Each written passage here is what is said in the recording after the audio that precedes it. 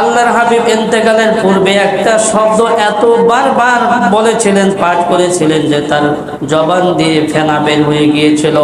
আসসালাতু ওয়া মা মালাকাত আইমানুকুম, এই শব্দটি এত বারবার করেছিলেন যে তার জবান দিয়ে ফেনা বের হয়ে গিয়েছিল।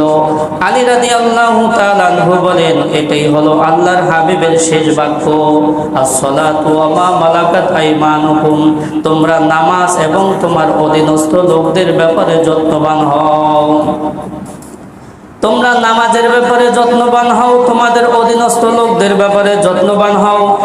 আল্লাহর হাবিব এখানে নামাজ দ্বারা আল্লাহ তাআলার হক বুঝিয়েছেন, আর অধীনস্থ লোকদের দ্বারা বান্দার হককে বুঝিয়েছেন।